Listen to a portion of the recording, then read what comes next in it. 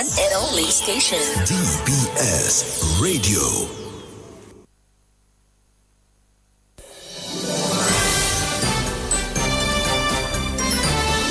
Fair and balanced, unbiased and clear, concise and accurate. This is the DBS Evening News. Here now is your presenter with the headlines. In the headlines, Prime Minister Roosevelt Skerrit is reporting that over 9,000 Dominican electorates have participated in the voter confirmation process. In news from the region, St. Kitts and Nevis Prime Minister announces lifelong health coverage for public sector workers. And internationally, U.S. President Donald Trump expands access to cannabis in a major shift in drug policy. Good evening, I am Leila Lang for details of the news when we return. This Christmas, Flo's making the season merrier when you add postpaid to internet. Unwrap a new smartphone for only $10. Plus, we're giving you 35% off your mobile bill and win even more goodies with our Spin the Wheel Christmas promotion. This Christmas, the rewards are on us. Add postpaid to your internet plan today in-store or visit discoverflow.co for more info. Terms and conditions apply. Flo, we keep your Christmas rhythm flowing. DBS News. Welcome back and welcome to the listeners of Acoustic Worship Radio. Prime Minister Roosevelt Skerrit is reporting that over 9,000 Dominican electorates have participated in the voter confirmation process. Mr. Skerrit says electoral reform, which began in Dominica this year, has lived up to expectation. And just to say to you, we have also partnered with the cruise lines. There's some cruise lines that are residents in the Caribbean.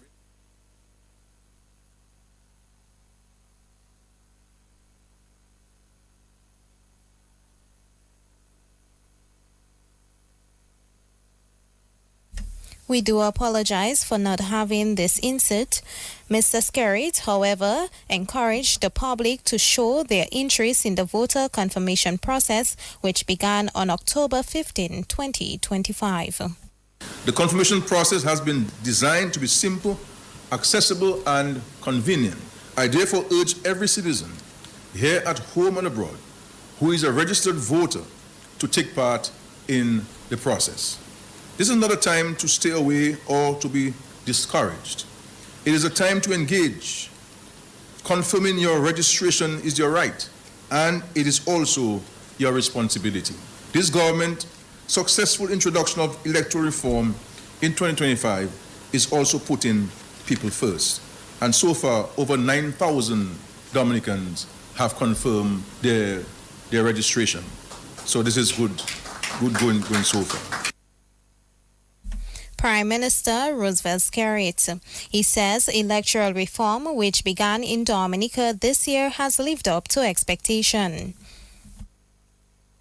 On the issue of electoral reform, I must say that we have successfully started the implementation of all of the reform measures in the year 2025. The government of Dominica successfully implemented electoral reform measures in 2025, seeking to strengthen the integrity, the transparency, and the credibility of our democratic system.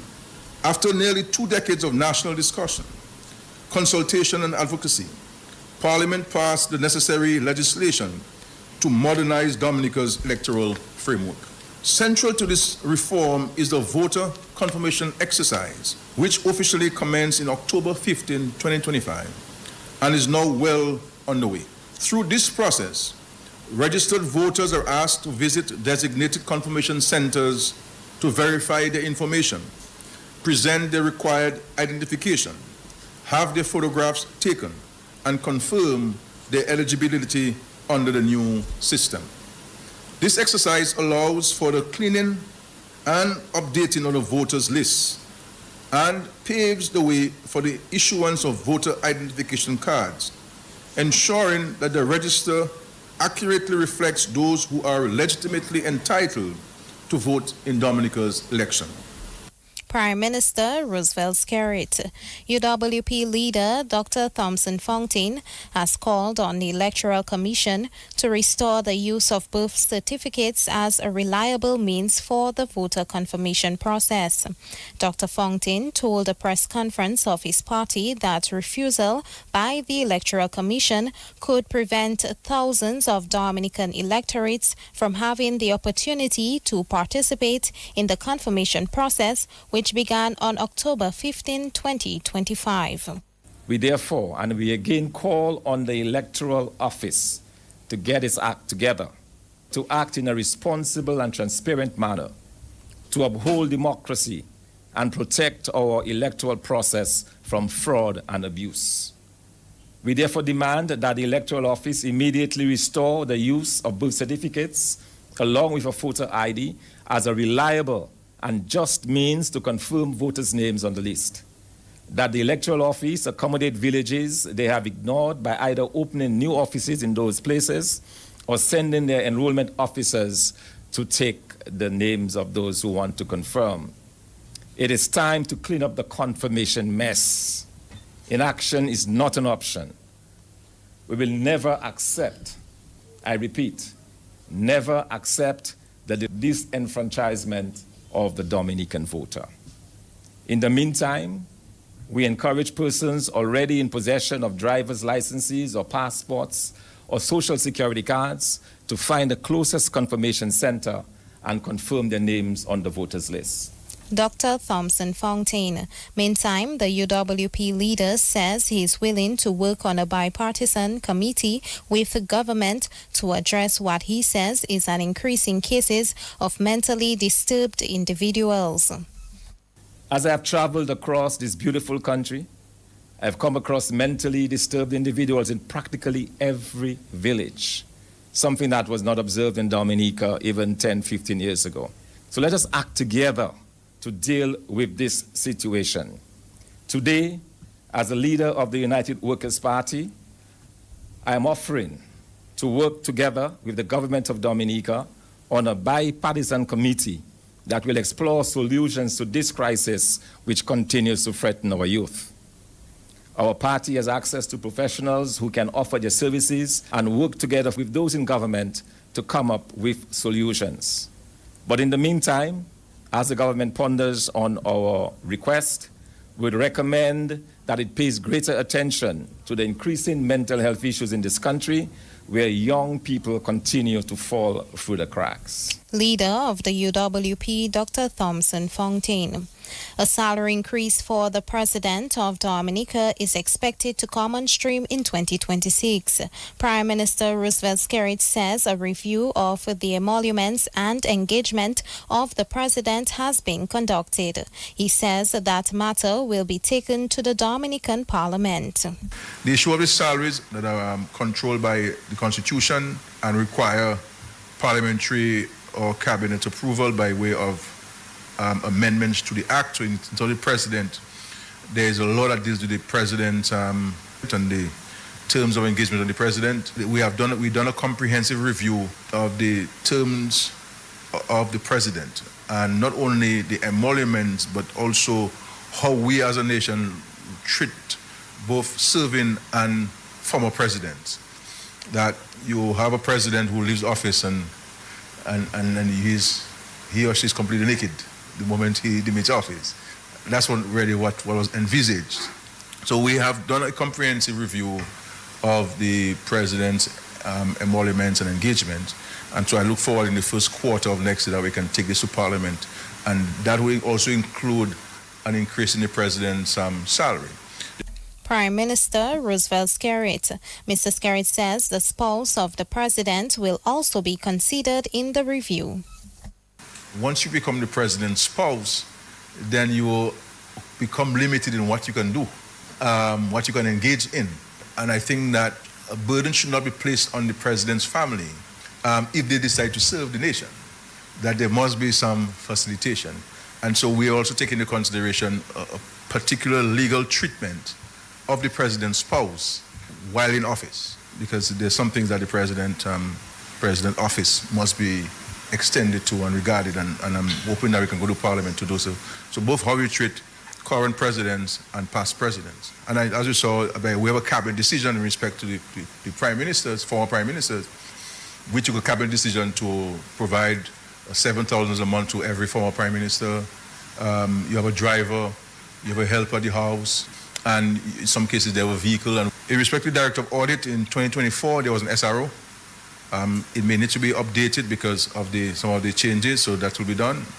And in terms of the Chief Election Officer, there was a change of salary for the Chief Election Officer. As you know, we also took a decision to change the retirement date for the Director of Audit and the Chief Election Officer, because as it was before, the Chief Election Officer had to demit office at age 55, and that was changed during the process of the electoral reform.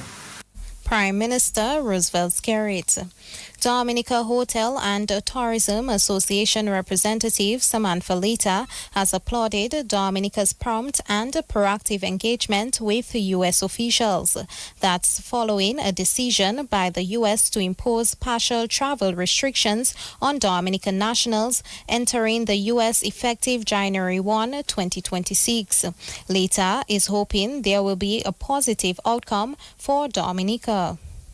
In response to the restricted entry of Dominican visa holders to the U.S., the DHTA also notes that this recently announced travel restriction affecting Dominican nationals and visa holders traveling to the United States, and we welcome the government of Dominica's prompt and proactive engagement on this matter.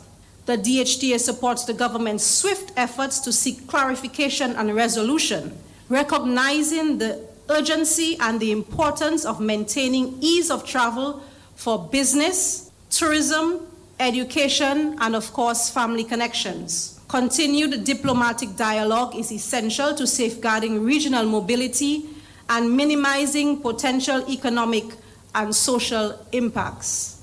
The association remains hopeful and open that collaborative engagement will lead to a positive outcome in the best interest of Dominica and its people. Dominica Hotel and Tourism Association representative Samantha Lita. Minister of State in the Ministry of Health, Wellness and Social Services, Dr. Cassandra Williams, says the expansion of interventions to assist the elderly and vulnerable members of the Dominican society is critical for her ministry. Her remarks came during the President's Charities Foundation's annual check donations ceremony yesterday. Dr. Williams says it is important to note that every Dominican has a role to play to uplift the vulnerable. As Minister of State, I am deeply committed to expanding support systems for seniors, widening protection for children at risk, strengthening gender-responsive services, and ensuring that persons with disabilities are fully integrated into our national development. This event today reinforces that we cannot do this alone, and that is a fact. I'm certain you've heard us say this on numerous occasions, but it takes all of us, government, families, churches, NGOs, community groups, and generous hearts, working together to build a society where compassion is not occasional or seasonal, but a daily practice. Let us continue to be a people who notice the needs around us, a people who respond with kindness, a people who make room for others, and a people who understand that when we uplift the vulnerable, we uplift the nation.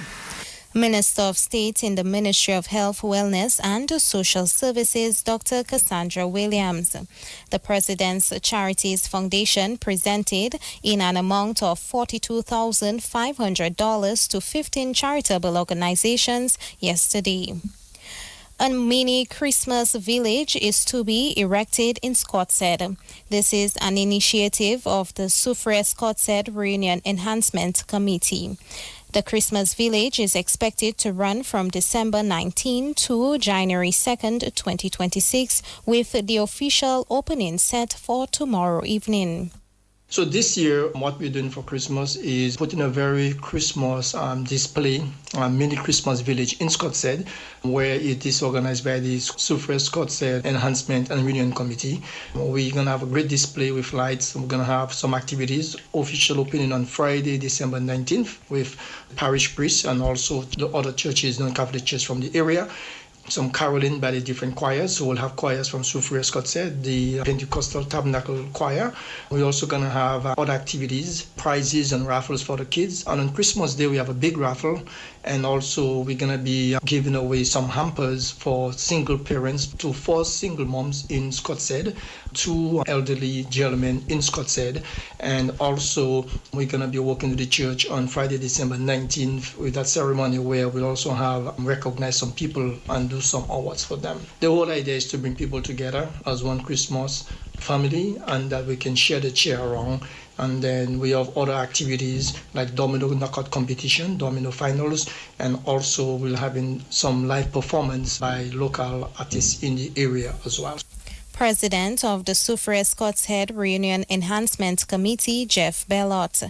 That's the national focus, regional and international developments up next. This Christmas, Flow is making the season merrier when you add postpaid to internet. Unwrap a new smartphone for only $10. Plus, we're giving you 35% off your mobile bill and win even more goodies with our Spin the Wheel Christmas promotion. This Christmas, the rewards are on us. Add postpaid to your internet plan today in store or visit discoverflow.co for more info. Terms and conditions apply. Flow, we keep your Christmas rhythm flowing.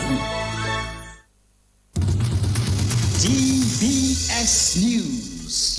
In news from the region, St. Kitts and Nevis Prime Minister Dr. Terence Drew has announced a lifetime health insurance coverage for the public sector employees. The officials have shared that the coverage for lifetime health insurance is effective starting December 1, 2025. The Prime Minister stated that the public sector employees are now covered by a lifetime health insurance with a coverage of EC $1 million. Dr. Drew added that this initiative is part of the government's effort to maintain social security for the people of St. Kitts and Nevis. And internationally, U.S. President Donald Trump has signed an executive order that will expand access to cannabis, a long-anticipated move that will mark the most significant shift in U.S. drug policy in decades. The order directs the U.S. Attorney General to reclassify cannabis from a Schedule 1 narcotic to a Schedule 3 drug. Cannabis will remain illegal at the federal level. However, classifying it as a Schedule 3 narcotic would allow expanded research to be conducted into its potential benefits.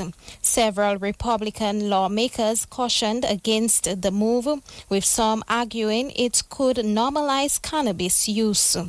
That's news, the DBS Evening Sports Report. Up next with Alian Christopher.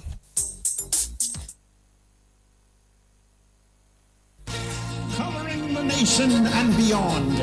DBS Sports Report.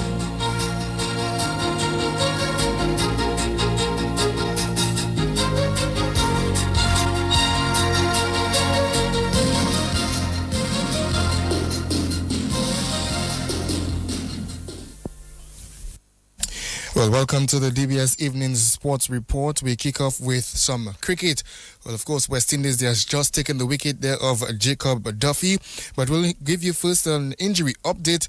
Kemar Roach, he will not be taking the field today, after sustaining a hamstring strain on day 1. He is currently being monitored by a medical team. So that's the lead attack bowler Kemar Roach not taking the field today, sustaining a hamstring injury. So New Zealand, they are 350 for 2 after 93.4 overs bowled. Well, Jaden Seals picked up that wicket there this morning. He has 1 for 73.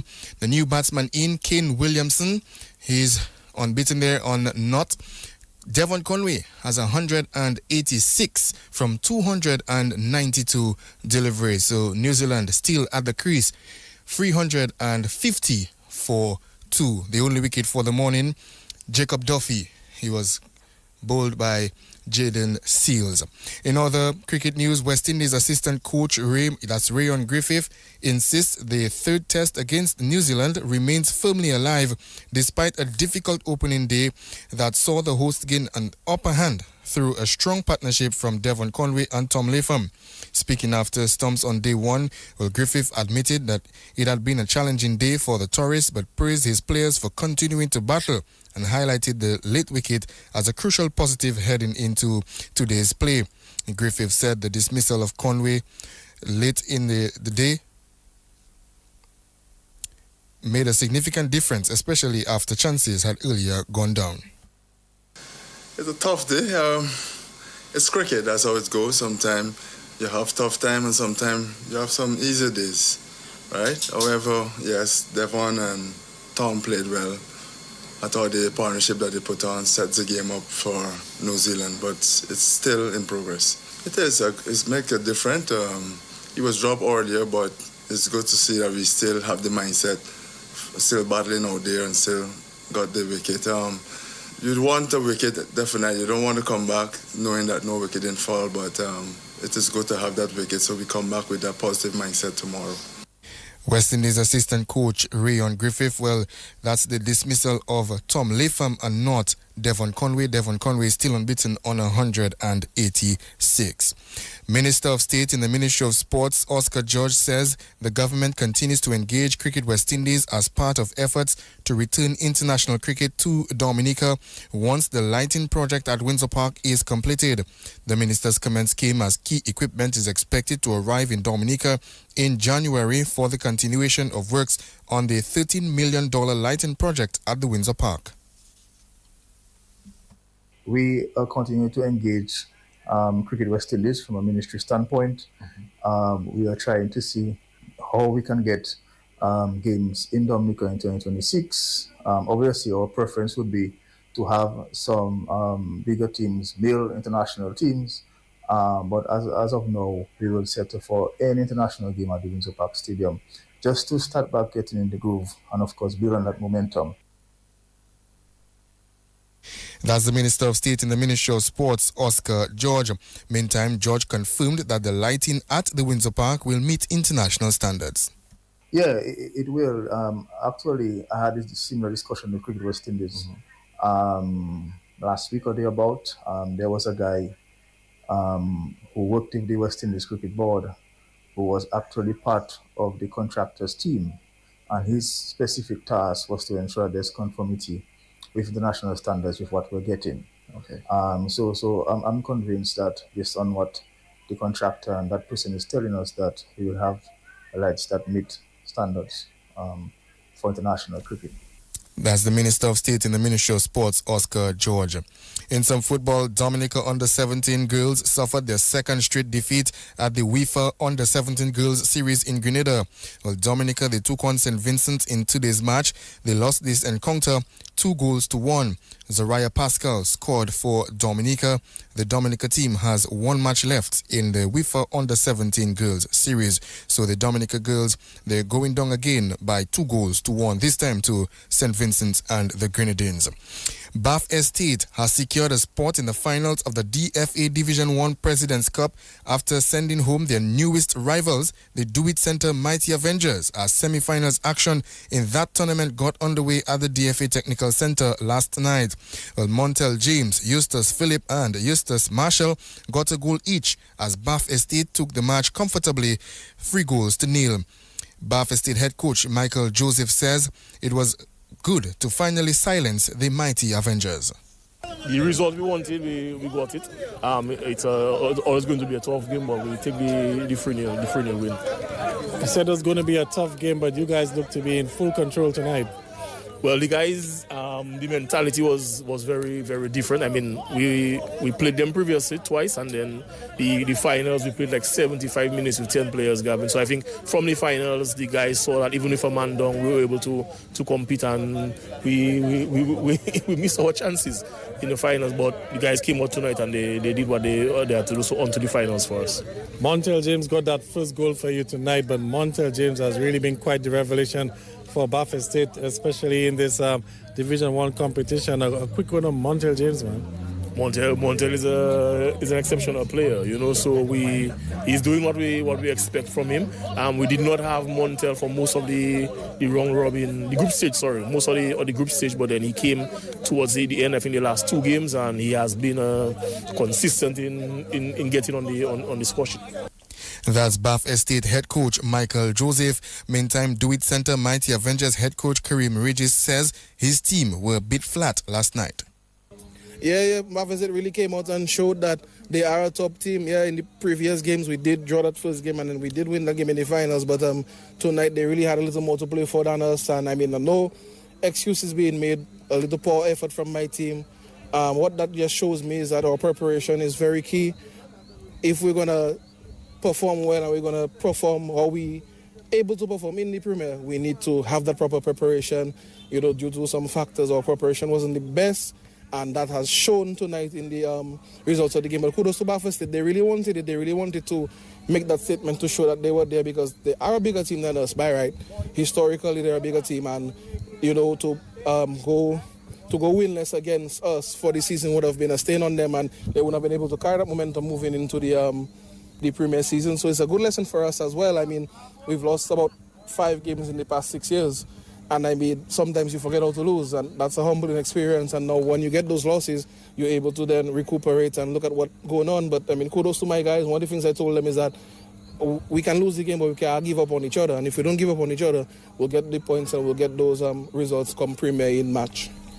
Do It Center Mighty Avengers head coach Kareem Regis. The tournament continues with Fonkole FC taking on South City in the other semi-final tonight at 7 p.m. Well, the Pioneers Athletics Club is set to host its 10th annual awards ceremony. The ceremony is set for Friday, December 19th at the conference room of the Dominica Olympic Committee. President of the Pioneers Athletics Club, Cedric Harris, says the club's awards ceremony will be held under the theme that's plan to win, prepare to win, expect to win.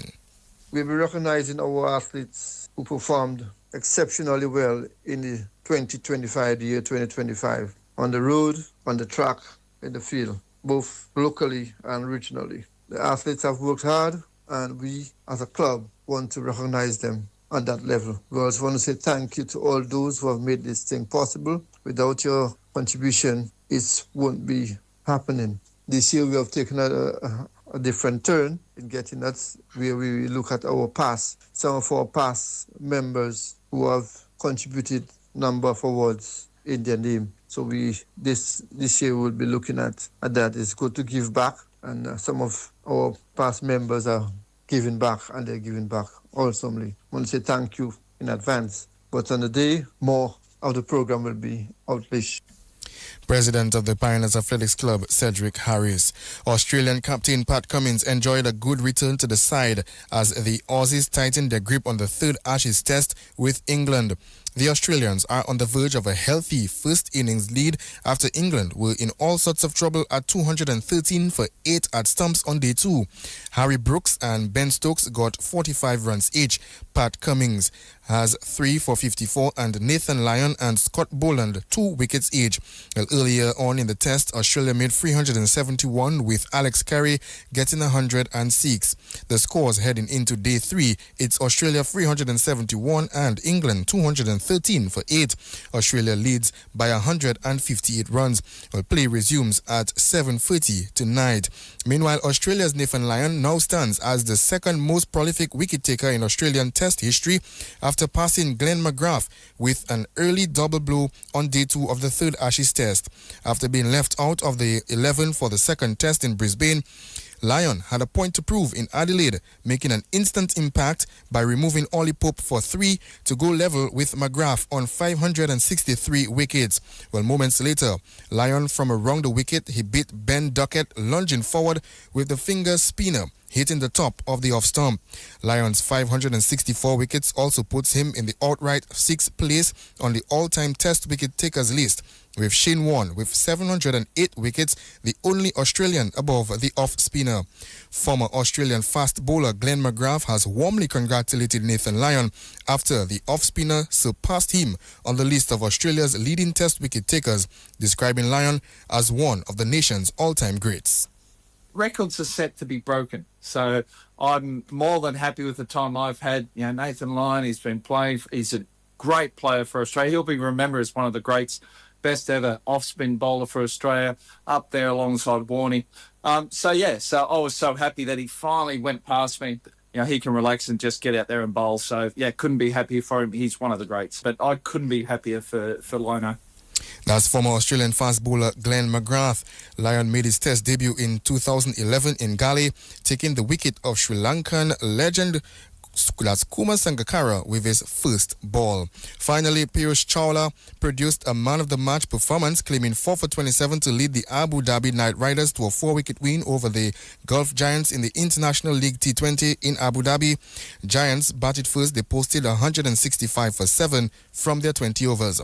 Ramanullah Gurbaz was the only batsman to go past 20. He scored 72 from 45 balls. Chawla picked up 4 for 27. Jason Holder had 1 for 37. Sunil Narayan, none for 27. Andre Russell, none for 10. Alex Hales led the chase with 46. Phil Salt got 35 and Shafin Rutherford 30 as the Knight Riders made 167 for 6 to win by 4 wickets. Well, that's all the time for the sports report. Just quickly, just to tell you of the West Indies-New Zealand game, 355 for 2 New Zealand at this point. Well, Kane Williamson, the new batsman, unbeaten on 1 from 8 deliveries. Devon Conway, he's just 10 away from a double century. He's 190 from 300 deliveries. So New Zealand 355 for 2 on day 2. That's all the time for the sports report this evening. I've been the presenter of the sports report, Ali and Christopher, of course. Leila Langford brought you the news this evening. Our links person, Joseph Fadul, on behalf of all of us, saying good evening. DBS Radio gives you top quality service over any other for live streaming of funerals. Call us today at 448-3282.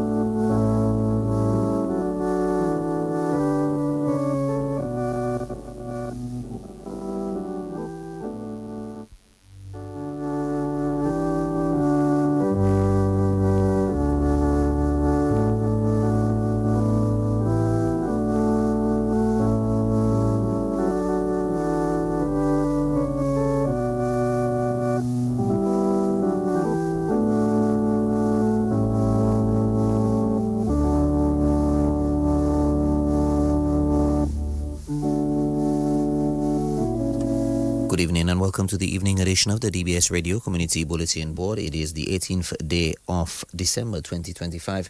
We begin with this evening's edition of the DBS Radio Deaf Announcements on the DBS Radio Community Bulletin Board. We announce the death of Dion Green, better known as Ondi. He died on Saturday, the 6th of December at the Dominica China Friendship Hospital.